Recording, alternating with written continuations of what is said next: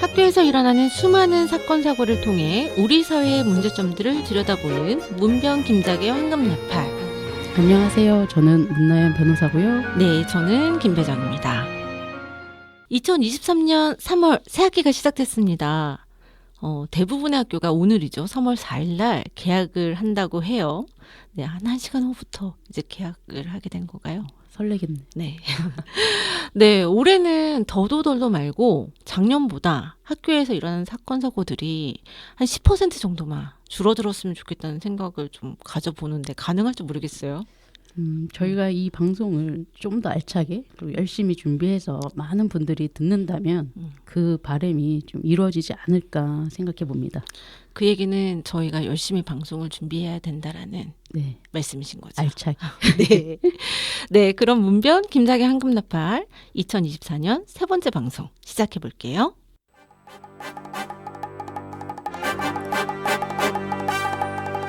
학교에서 일어나는 다양한 사건 사고들을 알아보는 학교에서 또 이런 일이? 네, 오늘 방송 주제 저는 살짝 눈치를 채긴 했는데 예, 문 변호사님이 좀 자세히 정확하게 설명해 주시죠.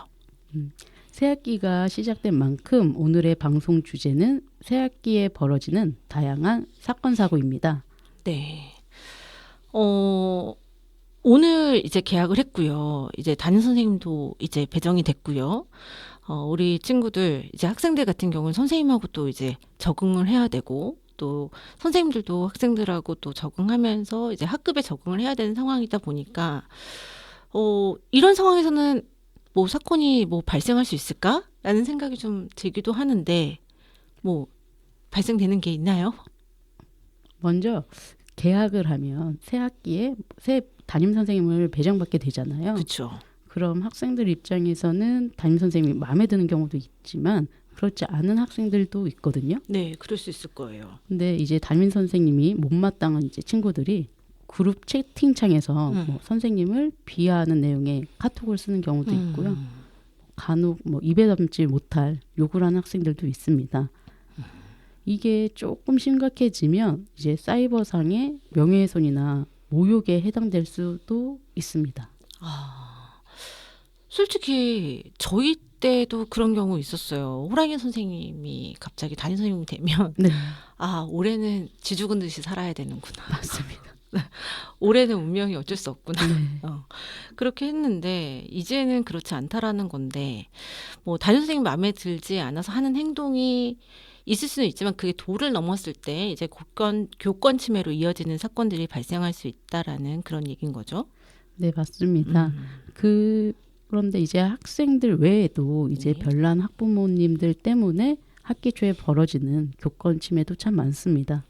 학기 초에 대부분 학부모님들은 우리 아이가 어떤 친구들하고 만나고 있지? 뭐 선생님은 어떤 분이지? 이렇게 지켜보는 자체, 예, 그런 관망하는 자세로 지내다 보니까 뭐 별 일이 벌어질 거란 생각은 좀 안 드는데 무슨 일이 벌어져요?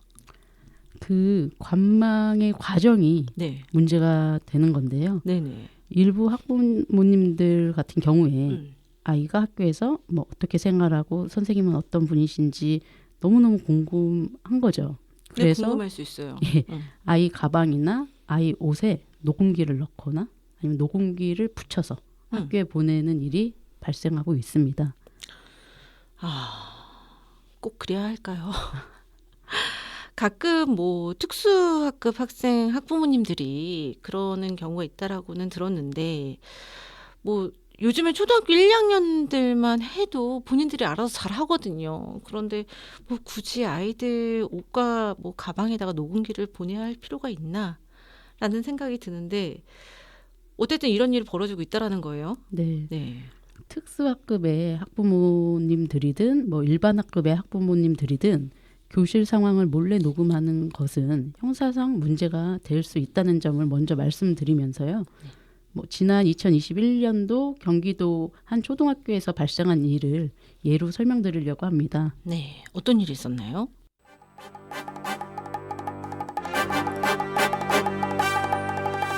제 새 학기가 시작되면서 2학년 학부모님들 두 분이 이제 선생님을 파악할 겸 서로 이제 날짜를 정해서 자녀 가방에 녹음기를 넣어서 매일 같이 학교에 보낸 거예요. 네. 그러면서 3개월 동안 선생님이 발언한 내용, 교실 상황을 파악하셨는데 네.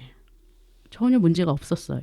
그래서 그 중에 한 학부모가 이제는 그만하자. 선생님도 너무 괜찮으신 것 같다라고 했는데 다른 학부모는 어차피 한 거 한 학기 내내 하겠다. 끝까지 하겠다. 자기 혼자서라도 하겠다 하셨고 이것을 계속 엿들었는데 네. 이 녹음기에서 담임 선생님의 이상 발언을 찾아내게 된 것입니다. 이상 발언 어떤 걸 찾아냈을까요? 저도 궁금한데요. 이제 선생님께서 네. 수업 도중에 네. 정신 나간 사람들, 무식한 사람들, 뭐 엉망진창 이런 단어를 사용하셨던 거예요. 그래서 이 학부모는 이거는 아동학대 아닌가라고 하면서 다른 학부모님들의 연락처를 개인적으로 취합해서 네. 단체방을 만들고 음성 파일을 공유하면서 같이 신고하자 권유를 했습니다. 솔직히 정신 나간 사람들, 뭐 무식한 사람들, 엉망진창 이런 단어들이 욕은 아니고요. 그렇죠? 맞습니다. 이런 단어들을 어떤 상황에서 사용했을지는 모르겠지만 그 문맥을 잘 살펴볼 필요가 있을 것 같은데 이런 이야기들을 이제 학부모님이 그 특정 이렇게 저희가 항상 얘기하는 별난 학부모님께서 이제 다른 반에 있는 학부모님들의 연락처까지 이제 알아서 이제 다 같이 우리 신고하자라고 이제 선동하신 거죠, 한마디로. 네. 그렇다면 이제 단톡방에 있는 학부모님들은 어떠한 입장을 취하셨을지 저는 그게 좀 궁금한데요. 전체 20명의 학부모님들을 모아서 단톡방에 초대를 했는데 네. 그중 18명의 학부모님들이 자신은 선생님의 사정을 이해한다고 하면서 신고행위에 불참하셨어요. 그러면서 단톡방도 나갔거든요. 네. 또 그럴 것이 이제 네. 선생님이 40여 년의 교직 생활을 하신 베테랑에다가 모범 공무원상을 비롯해서 표창장만 20번 정도도 받으셨던 분이셨거든요. 그러니까 제가 봤을 때는 그 18명의 학부모님이 그러니까 전체가 20명이었고 20명 중에서 이제 문제가 됐던 두 분 빼고요. 예, 나머지 분들은 다들 뭐 사정을 이해한다, 선생님 입장을 이해한다라는 얘기를 하신 걸 보면 이런 단어들이 이렇게 문제가 되는 단어들은 아니었던 것 같아요. 충분히 사용할 수 있었던 단어였던 게 아닌가라는 생각이 드는데 가뜩이나 우리 선생님께서 그동안 해오셨던 일들이 모범적인 행동을 많이 해오셨기 때문에 이런 상황에서는 솔직히 선생님 편을 안 들 수가 없는 것 같기는 해요. 근데 이런 사건이 과연 어떻게 사건이 마무리가 됐을지 저는 좀 그것도 궁금하거든요. 우선 이 학부모는 혼자서 끝내 국민신문고에 민원을 내고 경찰에 신고도 하셨어요. 한길 가셨네요. 네. 근데 선생님은 이 신고 이후에 교직의 회의감을 느끼시고 사직을 하셨습니다. 네, 학부모님은 이제 민원 제기를 하시고 이제 담임 선생님은 교직에서 사직을 하시고 솔직히 진짜 너무 답답한 이야기이긴 한데요. 저는 이해가 되지 않는 게 그 학부모 두 분께서 합심해서 어떻게 3개월 동안 그렇게 녹취를 하신 건지 정말 이해가 안 되는데 이런 일을 하시는 이유는 뭘까요? 학부모님들께서는 학교에서 선생님이 어떻게 수업을 진행하는지 아니면 선생님이 어떤 스타일이신지 뭐 학교에서 학생들 간에 어떤 일이 벌어지는지 궁금해서 그랬다고 하는데요. 한 학부모는 뭐 3개월간 특별한 일이 없어서 그만둔 상황이라고 했잖아요. 네.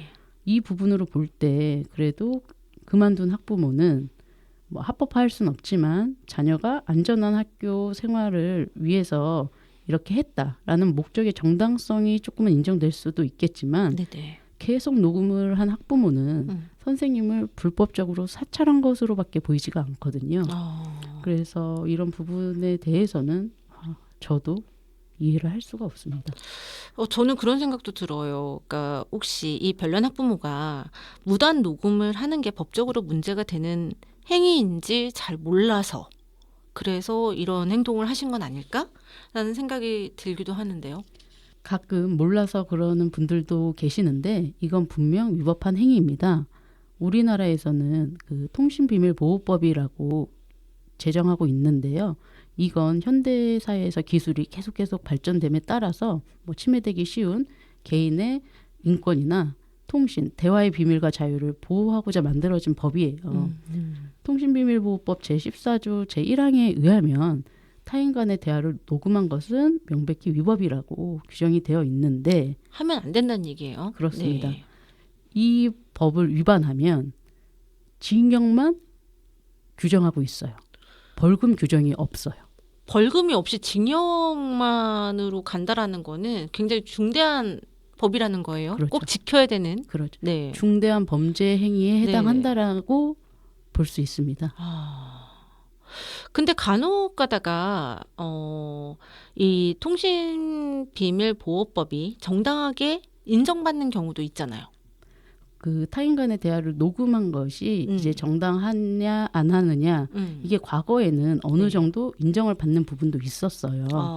그런데 올해 1월 대법원은 학부모들의 이런 몰래 녹음은 통신비밀보호법 위반이고 이는 위법하게 수집된 증거로서 증거 능력을 모두 부인해야 된다라고 판결을 내렸습니다. 그리고 근데 또 2월에 수원의 한 단독 재판부에서는 그래도 정당하게 인정받을 수 있는 예외를 판결문에 적시했습니다. 이 재판부는 특수아동이나 모든 의사표현을 하기 어려운 학생의 경우에 학부모가 아동학대의 정황을 확인하기 위해 대화를 녹음하였을 경우에는 정당한 사유가 있다고 보았습니다. 그러니까 올해 있었던 일로 봤을 때 올해 1월에는 대법원에서 통신비밀보호법이 위반이고 증거 능력으로도 인정받지 못한다고 했고, 네. 그렇죠? 그리고 2월에는 수원의 한 단독 재판부에서는 그래도 일부는 인정할 수 있다. 네. 어떻게 보면은 그 청취자 입장에서는 뭐야, 뭐가 맞는 거야? 그렇죠. 라고 되게 혼선을 줄 수 있는 부분인데, 네. 그럴 때 저희에게 도움을 주시는 분들이 계시니까 뭐 변호사님들한테 물어보면 충분히 알 수 있는 일이겠죠. 그러니까 이거는 여기까지 좀 한번 얘기를 하고요. 지금 이 부분에 대해서는 솔직히 별난 학부모, 이 학부모들에 대한 문제점에 대한 얘기를 하고 있는데 가끔가다 이런 별난 학부모를 자극하는 그런 선생님들도 간혹 계세요. 그렇죠? 맞습니다. 네, 그 학교나 뭐 유치원 같은 곳에서 학기 초가 되기 전에 아이들의 사진을 이제 뭐 게시판이나 아니면 다른 홍보 목적으로 사용하시는 분들이 계시는데 이런 부분들은 좀 주의해야 되지 않나요? 맞습니다. 그동안 저희가 이제 학부모, 별난 학부모에 대해서 문제 제기를 많이 했는데 네. 지금 이 부분은 선생님이 주의를 하실 부분입니다. 네. 이제 간혹 가다가 이제 유치원 홈페이지, 학교 홈페이지를 보면 아이들이 활동하는 사진이 올라와 있잖아요. 네네. 이때 학부모님들은 우리 아이의 초상권 침해다라고 주장을 하십니다. 네. 그러면은 선생님들께서는 너무너무 당황하세요. 네, 그러실 수 있어요. 이렇게 했을 때 제 행위가 문제인가요? 라고 했을 때 우리가 학기 초에 그 학생들에 대한 개인정보 제공 동의서를 받아두는데 네네. 이걸로 해결할 수 있지 않느냐라고 말씀하시는 선생님들도 계세요. 네. 그러면 정말 문제가 되지 않을까요? 저는 솔직히 문제가 되지 않는다고 생각을 했어요. 왜냐면 솔직히 개인정보 제공 동의서라는 게 어떤 건지는 아는데 이게 지금 아이들을 대상으로 해서 뭔가 이렇게 뭐 나쁜 부분들, 그러니까 아이들이 밝고 그리고 굉장히 그 예쁘게 학교 생활을 하는 부분들, 그리고 굉장히 활기차게 학교 생활을 하는 부분, 긍정적인 부분에 대한 메시지를 전달하기 위해서 사용하시는 거기 때문에 저는 괜찮겠다라고 생각하고 저부터도 용이하고 있거든요. 그렇습니다. 네. 역시 김장은 별난 학부모가 아니십니다. 네, 아닙니다. 예. 저는. 다들 그렇게 생각을 하시면 좋은데 또 절대 그렇지가 않습니다. 법에서는. 네. 그 대부분 이제 개인정보 동의서에 목적이라고 기재되어 있는 내용을 보면 교육 활용 목적으로 되어 있는 경우가 많아요. 그래서 유치원이나 학교를 홍보를 하기 위해서는 이거에 대한 목적도 따로 기재가 되어 있어야 합니다.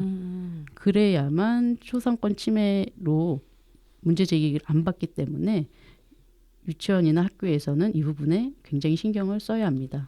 그러니까 학교에서 일어나는 모든 것들이 다 교육이라고 생각하면 안 된다는 얘기인 것 같아요. 네. 그러니까 학교에서 뭐 홍보를 목적으로 한다라는 거는 또 교육 활동 목적하고는 좀 다르다라는 것이기 때문에 이런 얘기를 하시는 것 같은데요. 그러니까 앞으로는 개인정보 제공 동의서에 뭐 특별한 목적 그거를 꼭 명시해야 된다라는 그런 이야기가 아닌가 싶네요. 맞습니다. 네. 그 목적에 유치원 홍보 활용, 학교 홍보 활용 이런 문구가 기재되어 있는지 반드시 체크를 해보셔야 됩니다. 네. 그러니까 우리 이제 그 동의서를 받을 때 그 한 장에다가 네. 학교에서 그렇게 해주셔도 좋을 것 같아요. 그 목적에 대한 것들을 좀 다 세분화해서 다 써주시는 거예요. 그렇죠. 네, 그렇게 다 세분해서 쓰면 뭐 저희가 이제 학부모 입장에서 사인만 한번 하면 되니까 네. 그러면 아무 문제가 없지 않을까? 저는 개인적으로 그렇게 생각하는데 또 학교 입장에서는 또 그 부분에 대해서도 고민을 해봐야 되지 않을까라고 생각이 되네요. 이거 외에도 솔직히 학기 초에 발생하는 사건 사고들이 되게 많다고 들었는데 또 어떤 사고가 있는지 좀 얘기해 주시겠어요? 예를 들면 뭐 새학기에 네. 이제 선생님들이나 학급 분위기를 어느 정도 파악하고 나서 네. 이것에 대해서 불만을 갖기 시작하는 건데요. 네. 뭐 학생과 어떤 거? 학부모들이 반교체나 담임 교체를 원한다는 민원이 많이 있습니다. 그동안은 이제 관망하고 잘 지켜보셨다가 예. 이제 좀 시간이 지난 다음에는 선생님 마음에 안 들어요. 친구들 마음에 안 들어요. 이 반 분위기 마음에 안 들어요. 해서 이제 뭔가 변화를 줬으면 좋겠다라는 민원을 얘기를 하는 거죠. 맞습니다. 네. 그 담임 교체는 뭐 네. 유치원이나 초등학교에서 네. 좀 많이 발생하고 있고요. 네. 학생 반 교체는 이제 중학교나 고등학교에서 많이 일어나는데요. 이걸 가만히 보면 학생들의 민원이지 않나라고 보는데 결국에는 학부모에 대한 민원이라는 점에서 좀 생각을 해봐야 될 점이 많은 것 같습니다.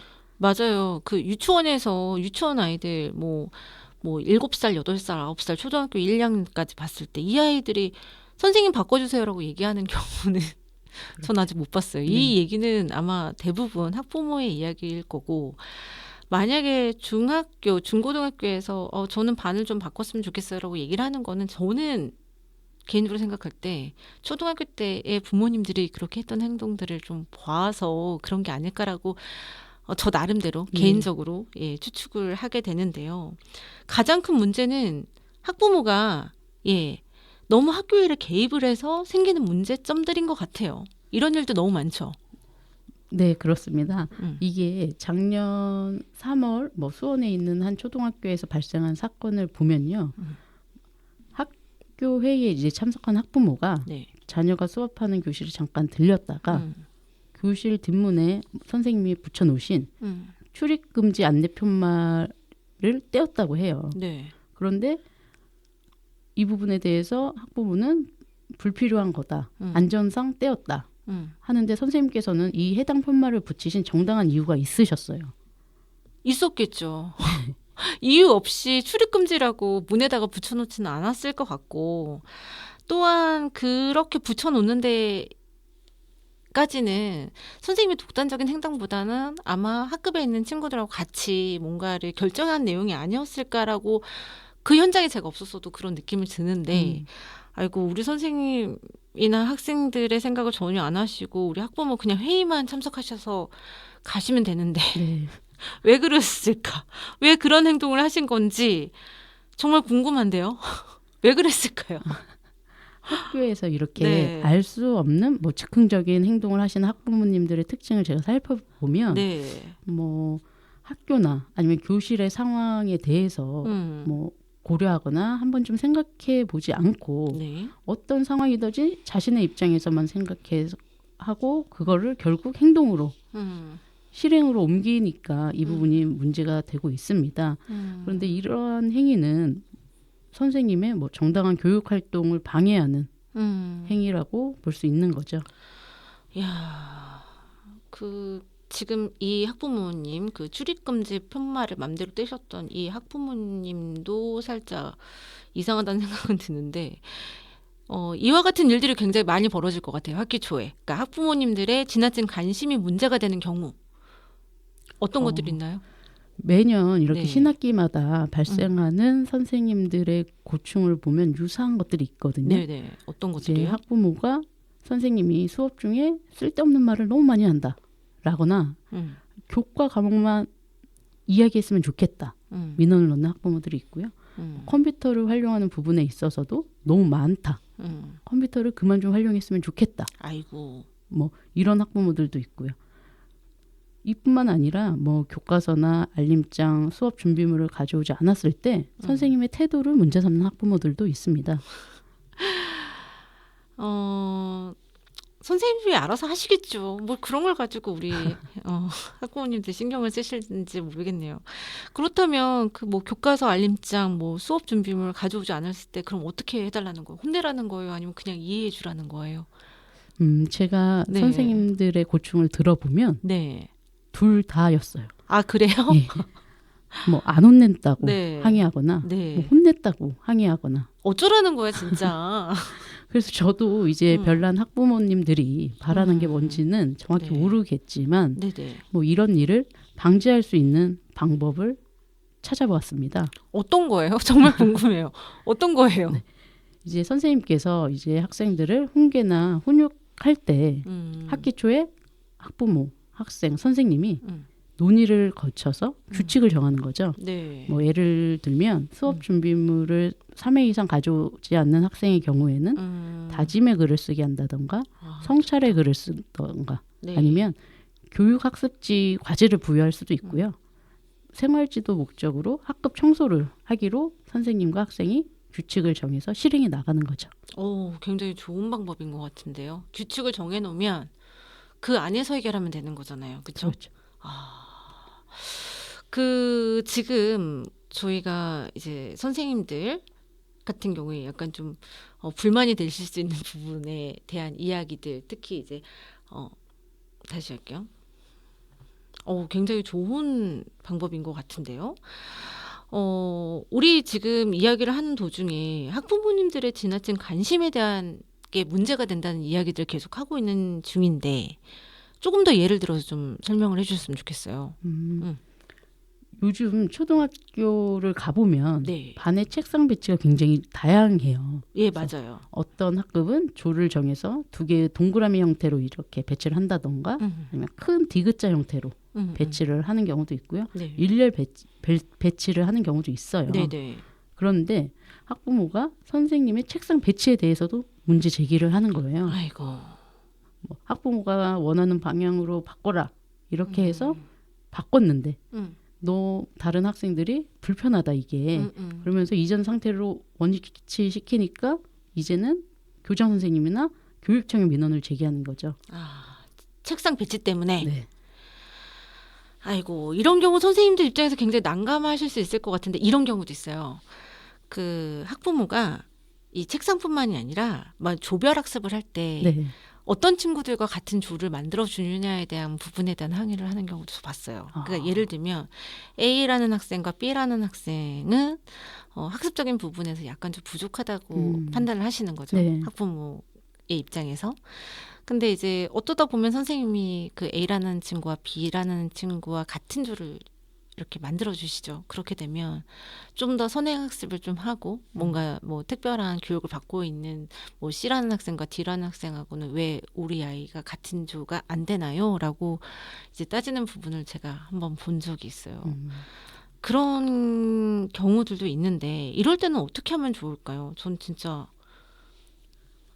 그 아까 말씀하신 조별 활동 같은 경우에도 네. 분명 선생님께서는 교육적인 목적이 있으셨을 거예요. 그렇죠. 뭐 더 협동심을 유발케 네. 한다거나 이렇게 선생님이 책상 배치도 그렇고 다른 것도 그렇고 교육적인 효과 등을 고려해서 결정한 사안에 대해서 다른 이제 같은 학년 선생님들 간이나 아니면 그 반 학생들 간에 협의를 하고 그 이유를 남겨두시는 거죠, 서면으로.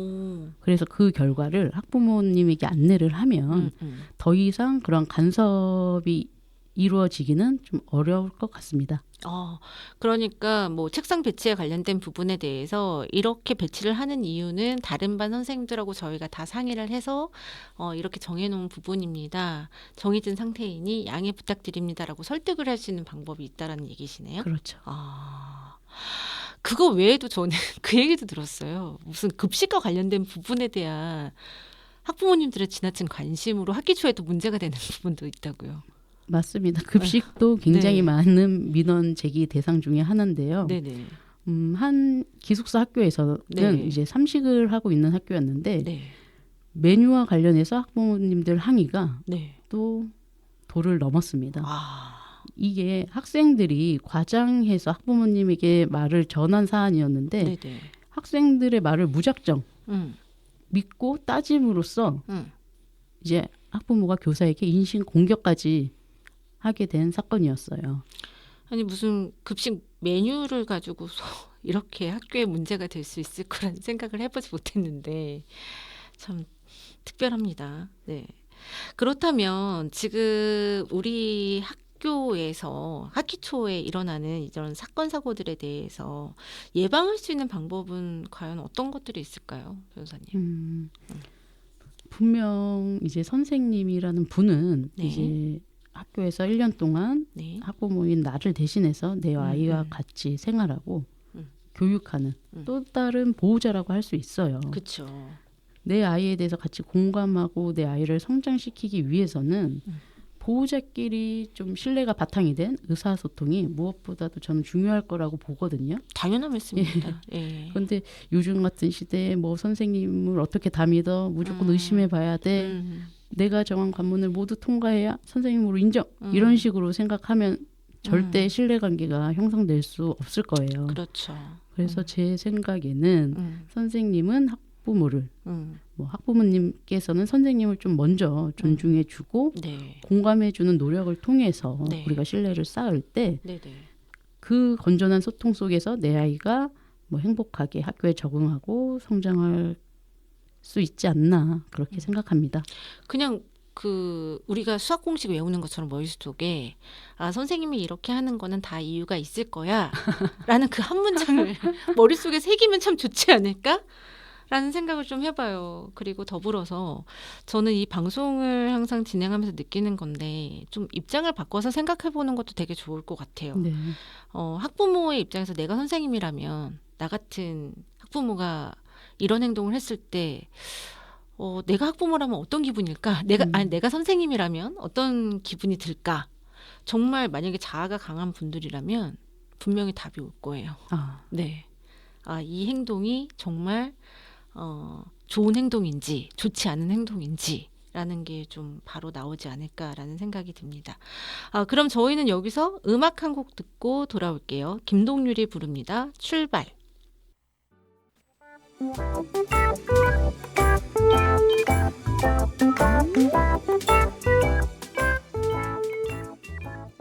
아는 만큼 보인다. 이것만은 기억하자고요.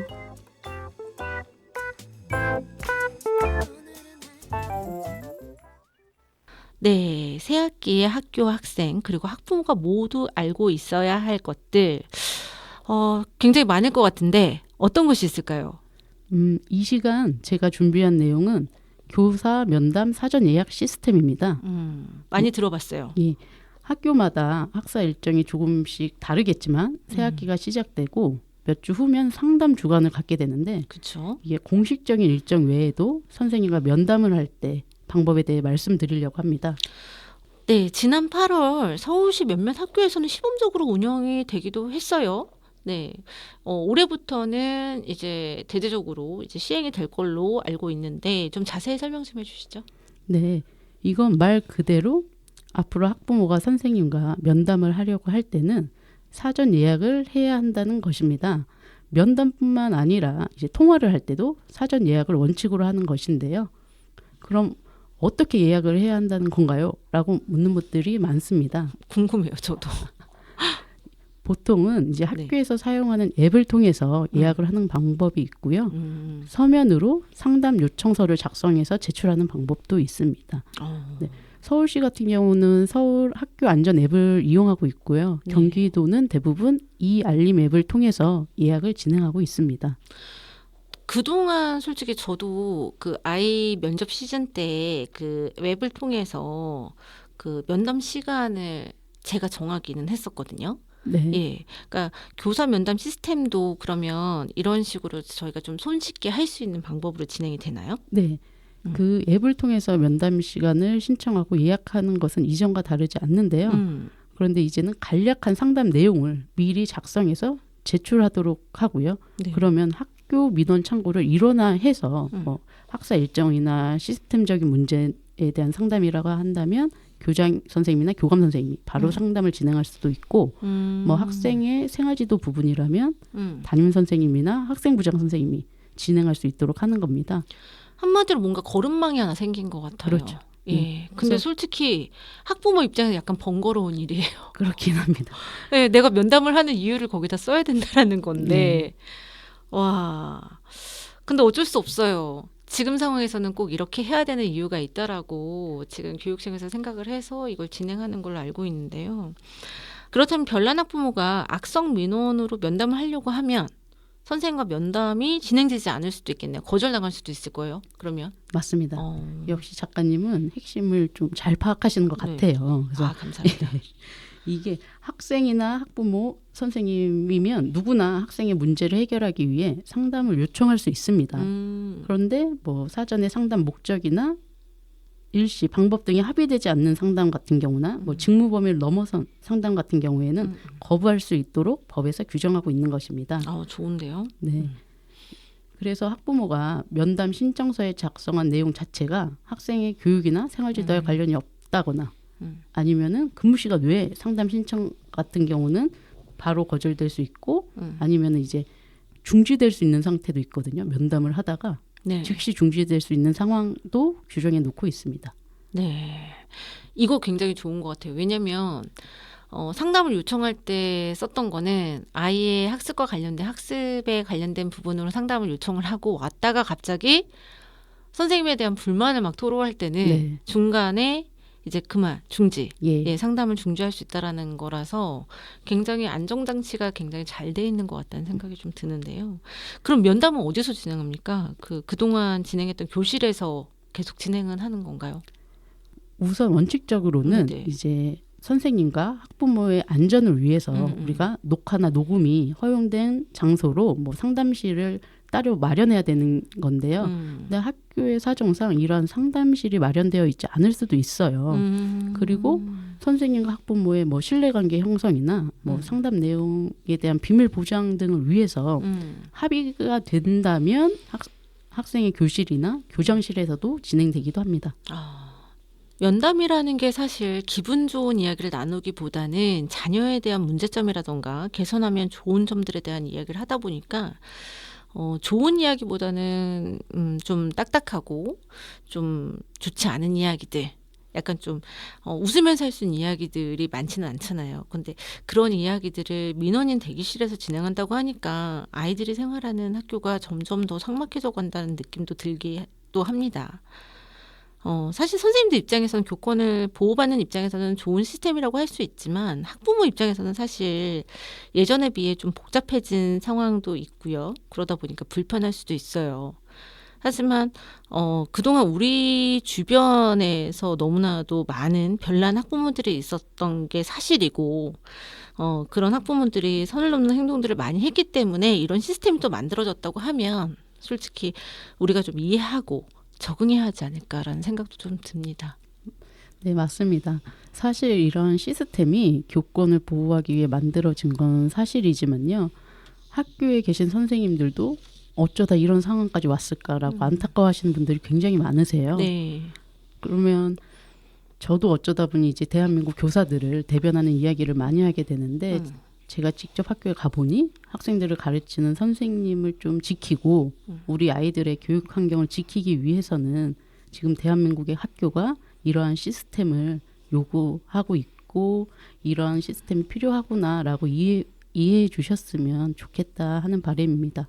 네, 이런 시스템이 지금 뭐 도입을 해야 되냐, 도입하지 말아야 되냐라는 단계가 아니라 도입이 된 상황이기 때문에 좀 저희가 잘 이해하고 잘 적응해 나가는 게 가장 좋지 않을까라는 생각이 듭니다.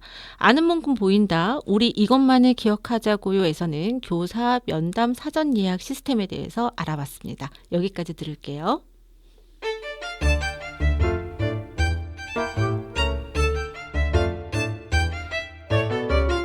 가슴속 깊이 숨겨두었던 소중한 감정을 글로 한번 소리로 한번 써내려 갑니다. 고맙고 감사합니다. 네, 이 시간은 청취자들이 참여할 수 있는 코너인데요. 오늘 사연을 보내주신 분은 어떤 분인가요? 이번 사연은 수원 영통구에서 거주하는 주민 한 분께서 익명으로 사연을 보내주셨는데요. 문화센터에서 캘리그라피를 가르쳐 주신 선생님 한 분께 띄우는 편지입니다. 함께 들어보시죠. 남편과 사별하고 우울증을 겪던 어느 날, 그래도 산 사람은 살아야지라는 생각에 문화센터에 등록해 선생님을 만났죠. 의욕도 없고 표정도 없던 저에게 선생님은 켈리를 가르쳐 주시며 좋은 글귀를 한두 문장씩 적어 주셨는데 그 글 하나가 그 글씨 이미지에 참 많은 위로를 받았습니다. 수업이 마지막으로 갈수록 수업 때 선생님께 감사의 마음을 전하고 싶었는데 마지막 수업에 제가 몸살이 심하게 걸려 인사도 못 드렸네요. 선생님의 따뜻한 위로 그리고 온기 느껴지는 글들 잘 기억하고 마음에 새기도록 하겠습니다. 고맙고 감사합니다. 네, 이 편지는 방송국 관계자를 통해 저희가 전달받은 편지입니다. 그래서 수원 FM에서 진행자로 활동하고 있는 박은영 선생님께서 낭독해 주셨는데요. 힘들고 지쳐있었던 순간에 그 문화센터 강사분이 아주 멋진 글로 이분에게 큰 위로를 해주셨던 것 같아요. 그렇죠? 맞습니다. 편지를 보내주신 분은 문화센터 켈리 선생님께 감사의 말을 전하지 못해서 많이 아쉬워하시는 것 같은데 저는 켈리 선생님도 그 마음을 분명 알고 계셨을 거라고 생각해요. 저도요. 왜냐하면 진심은 말하지 않아도 통하는 법이니까요. 네, 제가 늘 문변하게 고맙게 느끼는 것처럼요. 저도 굉장히 늘 감사해하고 있는 것처럼 그렇습니다. 네, 저는 솔직히 이 고맙고 감사합니다라는 이 코너가 굉장히 좋은 것 같아요. 우리가 그 학교에서도 선생님들에게 스스로 잘 표현만 할 수 있으면 문제가 되지 않는 경우가 굉장히 많잖아요. 네. 학생들이 선생님한테 뭔가 서운하고 이런 부분은 약간 불합리하다라는 것들을 직접 이야기를 하면 선생님들도 그거에 대한 답을 주실 거고 개선해 나가려고 할 텐데 꼭 그렇게 직접 얘기를 하지 못하고 부모님께 얘기를 하다가 이제 부모님에게서 한 번의 오해가 그렇죠. 되게 되면 예. 이제 이게 문제가 커져 간단 말이에요. 그래서 이렇게 고맙고 감사한 이야기도 굉장히 좋지만 저희가 앞으로는 이 고맙고 감사합니다라는 얘기에서 좋은 얘기도 굉장히 좋긴 하지만 좀 뭔가 서운했던 이야기, 그런 좋습니다. 이야기도 우리 청취자분들께서 좀 많이 보내주시면 어떨까라는 생각이 듭니다. 그 고맙고 감사합니다라는 코너는 앞서 말씀드렸던 것처럼 여러분들이 참여할 수 있는 코너이니까요. 저희 방송국으로 많은 사연들 보내주시면 감사하겠습니다. 네, 그러면 저희는 전용욱 씨의 종이학을 들으며 여기서 인사드리겠습니다. 학교가 바로 서야 아이들의 생각이 바로 섭니다. 네, 지금까지 저는 김배정이었고요. 저는 문나연이었습니다. 감사합니다. 감사합니다.